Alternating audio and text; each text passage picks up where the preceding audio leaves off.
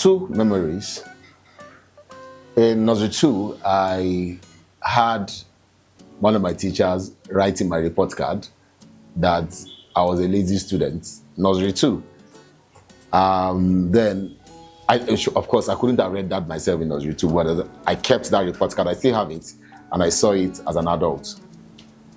But what I then realized is that that one statement made me develop a very obsessive attitude towards work, because I was consistently trying to disprove that statement that she made, that I was lazy. So I wanted to be all over the place and all of that, give my best and want to go the extra mile and all of that. Work is a good thing, but obviously it was for the wrong reasons, and I have better motivations for work right now, yeah? And a second memory would be when one of my teachers, we had done a book reading and we're going to do a book review. And then one of my teachers asked for me to share my learnings from the book. And then I got to share it, and he was so amazed that he had to go call other teachers to come listen to what I had to say. And then that experience went a long way to shape my self-esteem and my perception of myself as someone who has something to offer. What comes to mind was one of those days. I think that should be my primary 2, right? So I just completed our end of the year party when I got home with few, prizes, and I found some of my older brothers in the neighborhood who were so happy. I know they made a statement and said, in short, you are done with school. Primary 2, you'll be done in some days. So I was so excited. They said it in Yoruba, they said, I want to carry it on, That excitement was there. But you see, when I got to primary 4, right, I just knew that there's something called common entrance. And got into JS1, and afterwards JS2, and as I grew, it just dawned on me that life is not, life is continuous, and you always solve problems. And that actually shaped me, right, as I grew, and I see that, there is no end, right, to it. So you keep going and you keep, just growing. That's what stayed with me as I grew. All right, so one that comes to my mind right now was when I was in, I think, GS class, right? And I was just in class like every other person, and I can't remember what subject it was, but this particular teacher just, spotlighted me in class, and he was just complimenting me, saying things about me. And he mentioned a particular word, he called me a genius, right? And that was the first time I was going to ever hear that somebody calling me a genius, right? So from that time, it just sort of affected the way I believed in myself, right? I just believed so much in myself. I can't forget that. I know genius, people say, I see it in movie, this guy's a genius and stuff like that. Right, but him saying it to me, even though I don't 100% believe it, right, but he just gave me a confidence level, he boosted my confidence, it just made me believe that I could actually do anything I really set my mind to do. I could actually achieve anything I really set my mind to achieve. Yeah, so I think that's that. Okay, so I believe largely it's a function of our environment, our culture, right? I remember as we grew, a number of times, you are expected to get things done. I heard words like, use your discretion, right? More like you don't ask too much questions, you just get it done. And that actually placed me in a place where I had to find solutions to many things myself. I had to think, right? I had to make sure problems were solved. And you see, that's kind of affected me in so many ways, because that led to me overthinking. So, and I started assuming things. So you say it is A, I'll tell you, no, it's not A.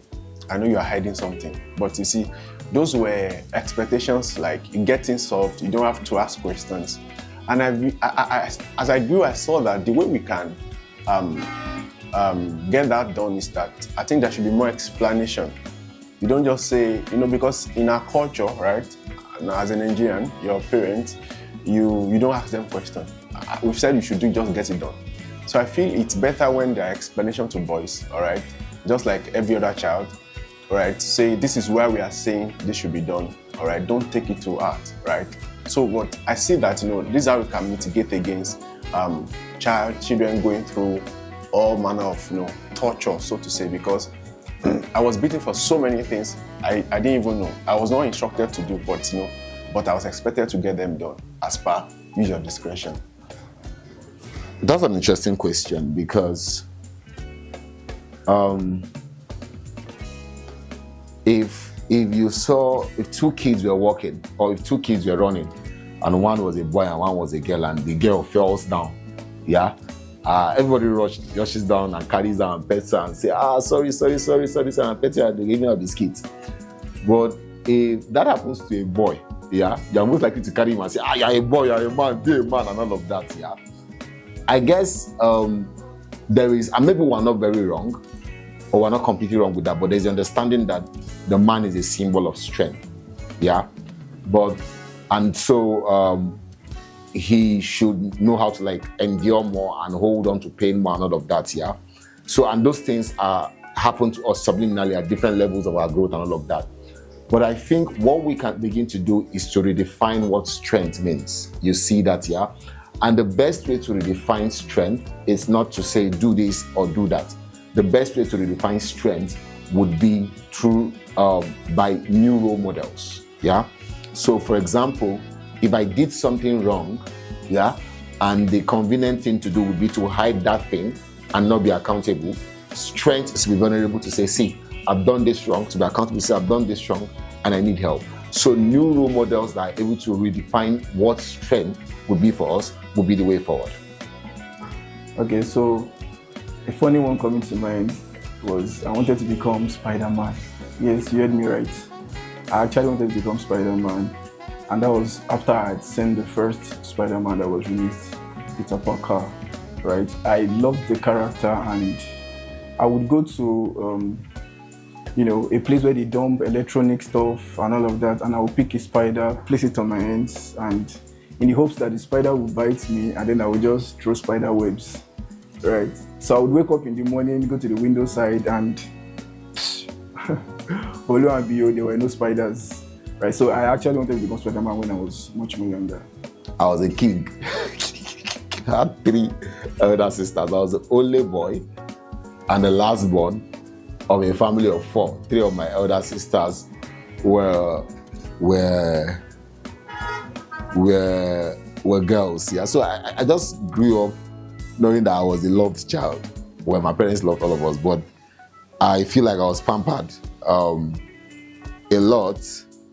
But also, as I grew up into a man, I knew that there was a lot of responsibility because even my sisters, in a way, looked up to me as someone who would give leadership. And even now as an adult, I have my entire family looking up to me, even though I'm the last born. So it put me on the spotlight in that, like I said, I was the only son and last born of a family of 4 children.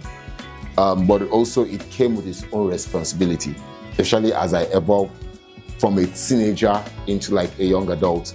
There was a lot of responsibility. People were looking up to you to provide leadership and all of that. I know that sounds strange, but yes, that happened to me in my teen years. Yes, I would say boys tend to attach their self-worth to what they have achieved, right? Because as I grew up, I saw that people around me, right, primary school, 2 things, right? Because you had to prove yourself either by coming to school with, say, things. Maybe your parents had enough, funds, right? You come to school with so many toys and the likes. And another thing is that the other way to prove yourself is through your academics. And I guess I just tilted towards, being bookish, right? So for me, I had to just do all my best, right? To study, to read, to be the best in class. And one way or the other, it's actually, it impacted in the way I lived as I grew. Because I remember one example was when I was, I think that should be is it 100 level? So I was coursing from secondary school to the university. I remember I had let me just share this. I had one girlfriend then. So, I'd like to add that I've been admitted to OAE distance learning, what we call PDG, yes. So, and that went for months, right? And that was all a lie. But I remember now laying hold on one of Miles Monroe's book, right? So, and The Power and Purpose of Vision, that was the book. And, having read the book, I came to a point, I said, no, I don't have to lie anymore. So I think I placed the call and I said, hello, this is really where I am. At that time, I was at Adeyemi, right, studying, is it physics, chemistry? Yeah, physics, chemistry, right, as an NC student. But see, that actually, reshaped my mind. That I don't have to attach my life, right, because then I thought I was actually undergoing, is it pedigree for, is it medicine now? Yeah, and she was so excited. But when I told her that this is really who I am, right? So because I learned from Miles Monroe that the real worth of my service, what God has said of me. So it's not tied to my career, my achievement, my course of study. So I believe that, boys can also learn how to base their person, right, who they really are, on what has been said of them, right? And that could be, that's actually what they should build on, their character, right? Things like love, right? Because I also remember that growing up, I had friends. Yeah, because these were things that stayed with me, and some of those friends are still with me today. So these are things that define you as a boy, right? It's not things you own, because that's now the order of the day now. I believe those things can change now. All right, so the kind of boys that we are raising in today's world are kind of boys that have to be aware of themselves, right? So previously, before now, like some decades ago, we didn't, like, things like LGBTQ were not so predominant as they are right now. So right now, the way a boy child is being raised is slightly different, right? The child is being raised to be aware of who he is, right? You're a boy, you're not a girl. Stuff like that didn't exist before now, right? But yeah, so things like that. I would say have a real relationship with God. Yeah. And that's because as you grow, you will realize that that's like one of the greatest guarantees you have in life. Yeah, because life could get pretty lonely at different stages in life. Yeah.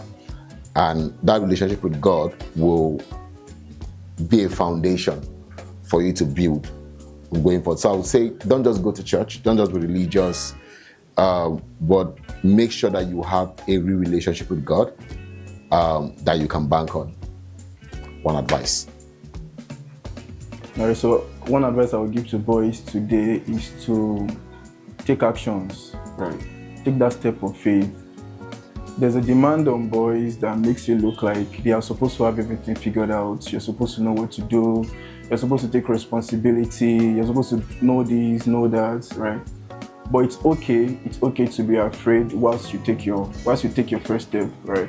Like many times you don't have to, like the absence of fear should not be the lack of action. So do it afraid. Take that step of faith. Do it while you're afraid. Yeah. Thank you. Okay, yeah.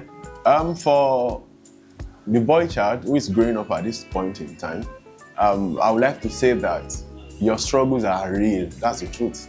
Your struggles are real. And just like T.D. Jakes said in one of his books, The Emotion, that men also cry, that boys also cry. Because I remember those days where they will tell you that when you are beaten in school, maybe just one, primary 5, you don't cry. You say things like Odeshi, right?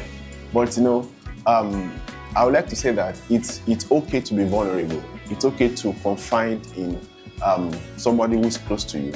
Any of your teachers, right? Any of your big brothers. So it's okay to tell them what you're going through. Don't just hide your feelings, right? Don't hide your emotion. Don't mask it up, right? And that way you will see that your journey will be fast, because you see that men can actually carry you through what they've gone through when they were boys. And I'm saying to you that, be vulnerable. Talk to somebody who's close to you. Thank you.